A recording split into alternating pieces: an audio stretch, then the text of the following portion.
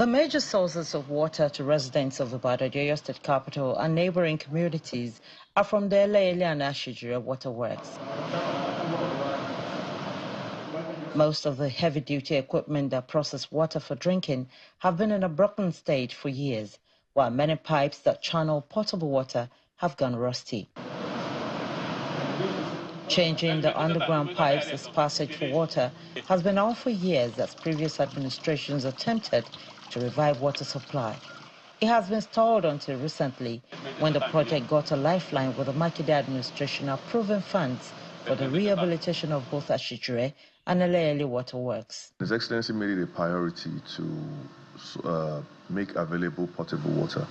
So, I mean, since His Excellency has assumed office, we've done several things to make sure that all our dams across the geopolitical zones are functional, and we've invested quite a lot, in resuscitating a few dams, to providing water for the people of the state. While the urban centers appear to be receiving most of the attention, the government says all dams within the state are being overhauled to make them functional so more communities could benefit. I know that usually Rwasa, what they usually do with these rural areas is drilling boreholes and whatnot. But what we're trying to do is to make sure that, instead of relying on boreholes, because boreholes are just temporary fixes, it's not a long-term solution.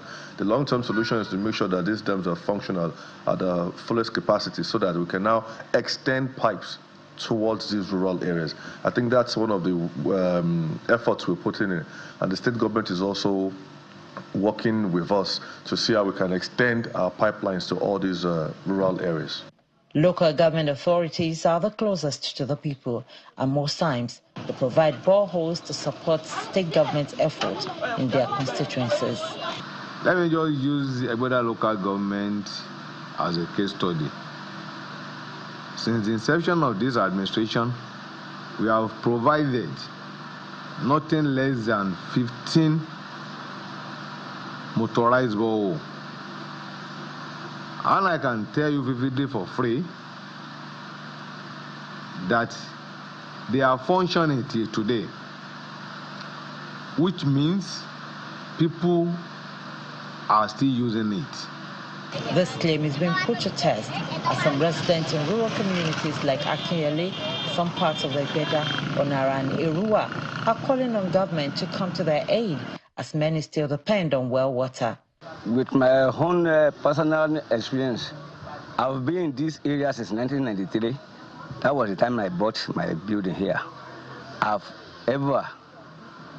never experienced any government assistance in this community. Talk of water, our electricity is not okay. We are suffering too much because all what government is supposed to do for us, it didn't do it. Very long years, we enjoy water during the 80s, not even now. We are making use of a well. Occasionally, borehole. We have to go very far distance before we can get borehole.